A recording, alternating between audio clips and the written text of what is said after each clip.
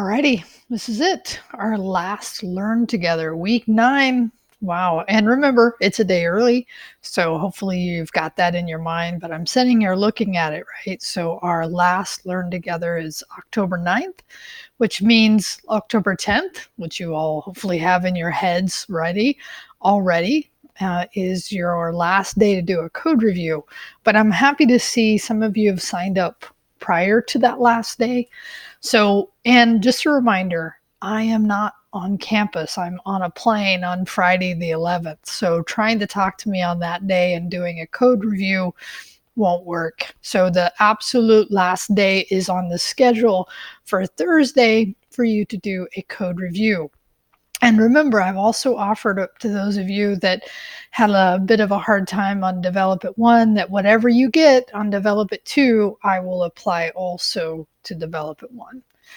And what I'd like to do is I've just now, literally just a minute ago, finished my to-do list of what I wanted to get done. And I'm ready to move my code into the Dev 2, which I will show you just the directory structure so you make sure you get that. And then I'll go over the changes that I did and then just a code related to those changes from last time. Because I'm pretty sure I walked you guys through. Anyway, we'll get there. So I'm excited. And I'm excited because it's really fun to actually put your skills to practice.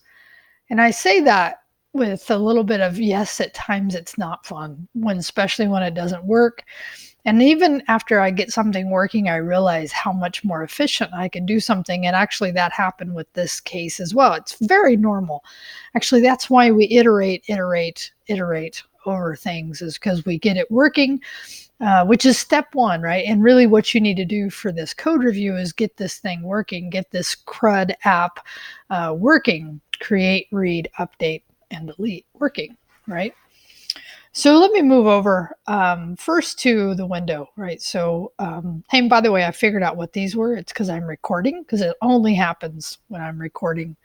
So here's the state of my app and really pretty much what I wanted to get done. So I'm happy about that. And for a second, I'll just drop this. So, the idea that I'm going to create a new player, right? I have the content, who's playing.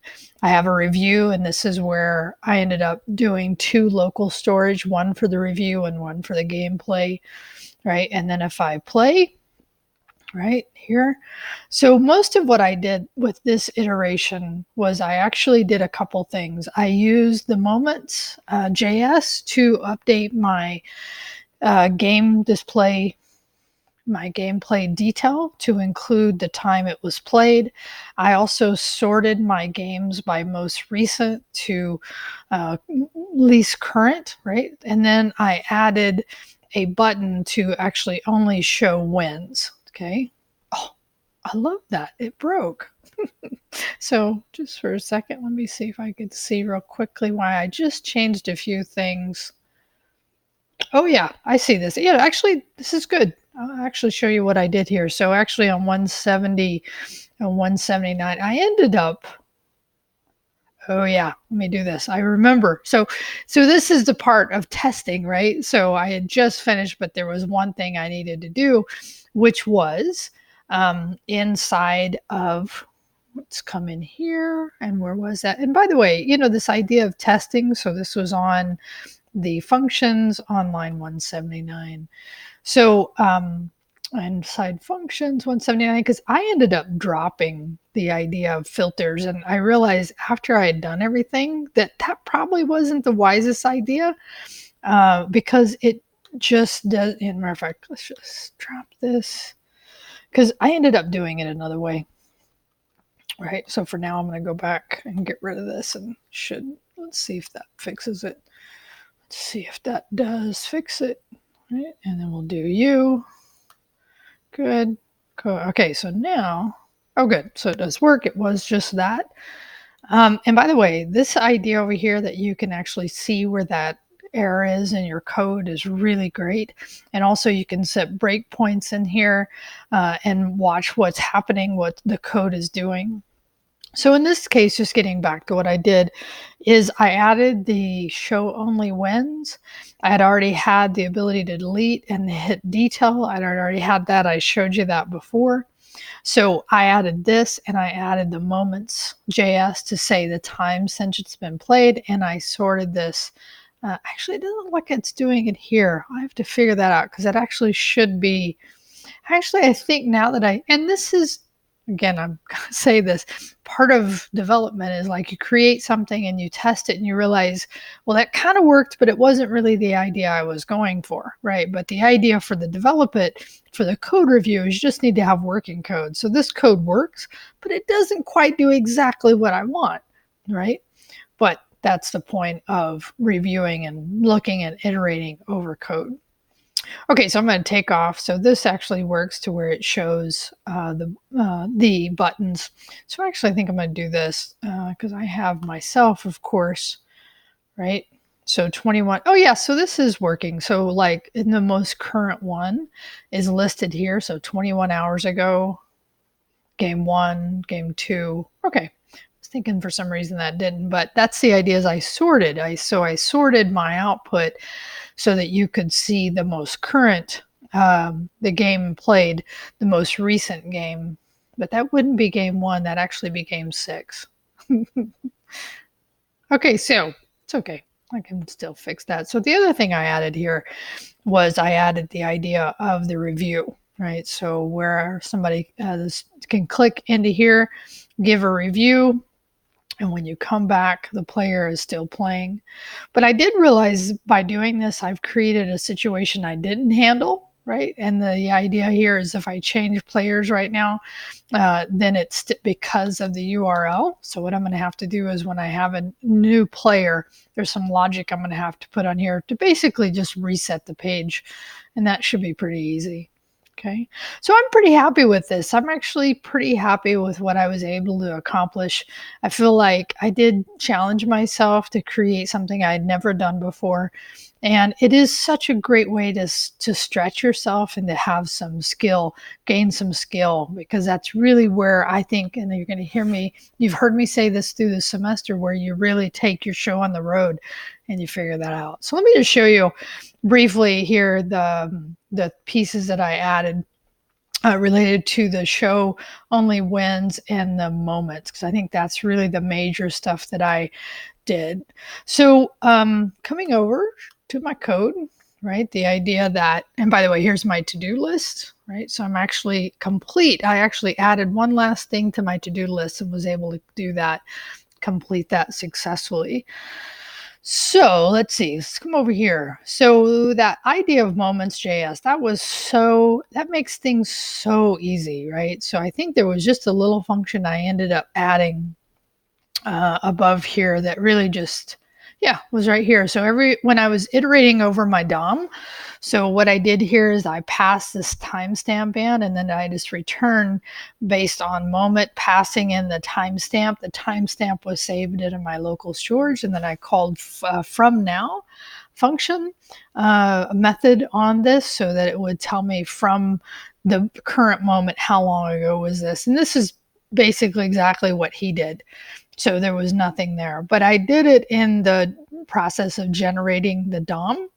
Okay, so it was really down in here.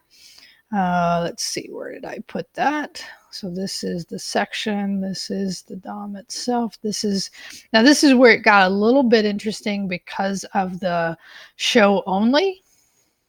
So I'm sure as I go through this, I'll see that. So this is my render game function that is called a lot to render that game detail. And in here, I, of course, filtered it by player, but I also did a sort on it to sort by the timestamp so that I would then get my most current, right? And then if there was nothing in, so that array that results, if there was nothing there, then I put no history. But if there was, this is, of course, when I start to generate the history. And then what I do here is I go and I generate the history DOM, the upper part, the player history, and this is where I generate the statistics. And then part of generating those statistics, right, and I'll show you this, right here. And I already talked about some of this last time, but this is where I added the checkbox. So then I added a show only. I showed you that button. Then I gave it a div. I created the type checkbox. I appended it into the site. What did I, in this case, show only? Oh, label, right. So I used the label because that label is so wonderful to wrap any input in, because if you click the label, it selects it. And then I already had a div, so I appended that, and then I returned the div to what was being called over here.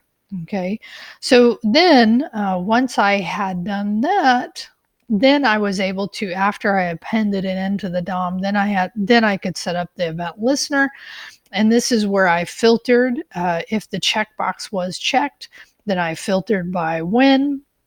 I could have done one for tie and loss, but I decided one was enough for now. And then in the case that it wasn't checked, then I just went ahead and filtered back by player. And then I created another function called generate games section. And this is where, and I'll show you this back on here, is I ended up here, oh, not here, actually making this a section so that I could easily clear it out. So that was nice. So we have a section called hero. Within there, I have a div called game history. And then within that game history, I have regular divs for the heading. And then I have a section for the game ID so that I could clear that when I wanted to re-render it. Okay. So in this case, that's how I handled check or no check, right? So let's see, I think that's, it seems like not a lot of code, but it took me a little while to kind of think through. And again, I realize in hindsight, there was a much better way to do this. So I probably will refactor this. But for a code review, remember, that's the idea, is that, and let me just come back to here so we can chat about this for a minute, is that you want to bring working code to a code review. The idea of a code review is not for you and I to be troubleshooting code. That should have happened this week, and I've seen a couple of you this week, which is great. But next week, you need to come with working code, right, that actually does what we've talked about, the create, read, update, and delete. You need to come with that working, okay? So just one last look at the requirements, right?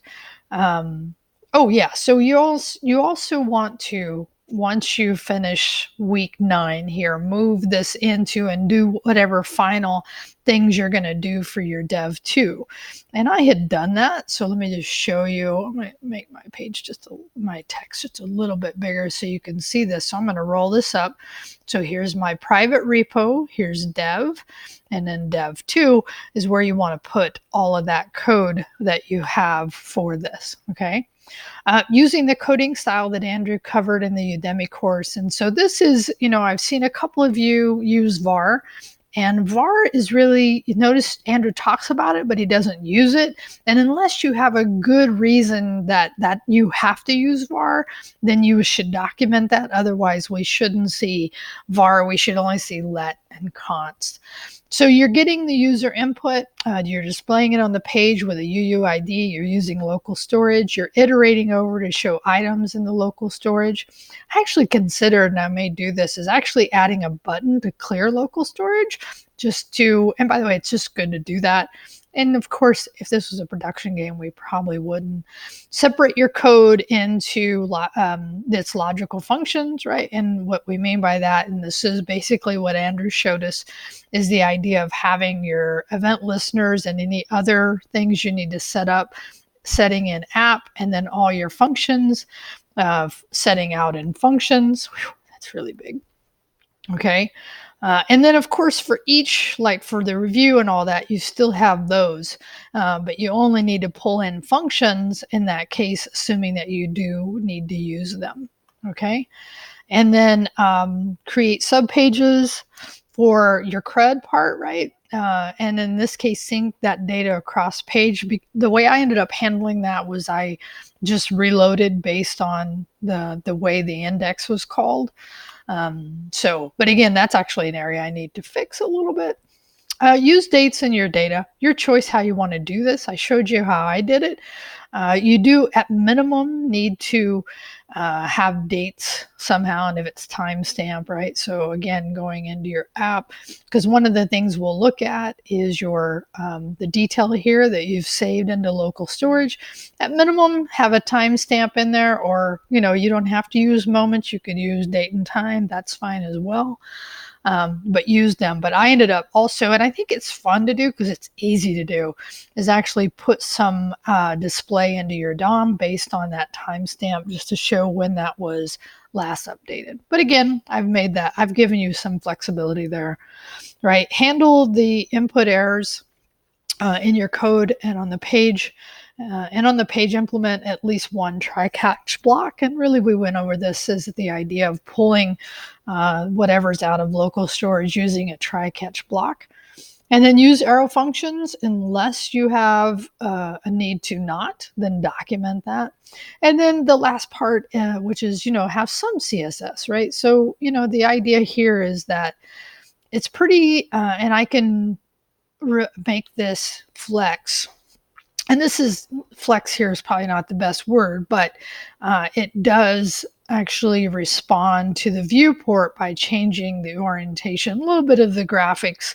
But the page at least still looks good, right? So that's part of this too. At minimum, it needs to be able to look, and that's one of the things we can do during your reviews. We'll come up and we'll put it on, a phone and see what it looks like. And then responsive is just kind of a generic setting for however you want to see it with resolution wise, right? So you can do that as well. So at minimum, just have it look good on a smaller, what we call viewport, okay? Okay, so let's go back here. I think we're pretty much done here. And this is the last part, right? So I've gone over this, but I'll say it again, is that your code, if your code is not functional, right, it's discounted, right? So you got to come with code that actually works and does does cover the requirements. And then if you don't do a code root, of course, that really hurts you. But here's the schedule. And there's already been folks signing up, which is great. And then the sooner you get in, the better. Remember, this week of doing code reviews is not intended to be code troubleshooting. If you do need that help, you can reach out to me. I've already said that my schedule for next week is going to be a little challenging, and boy, is it, right? But we'll figure that out. We'll, the best of both of our abilities, we'll figure that out. So the only thing I have left to do is to actually do week 9 attendance. Wow. Okay. So I will do that tomorrow, I guess, because today's Thursday, and I had waited till today because I actually wanted to get my what as close to the end that I could get for my own development to show you that.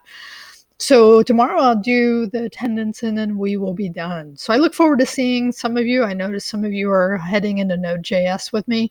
A few of you are going on to machine learning with me. And then next semester, I hope to see some of you in the front end frameworks with me. So thank you very much, and I will chat with you soon. Bye.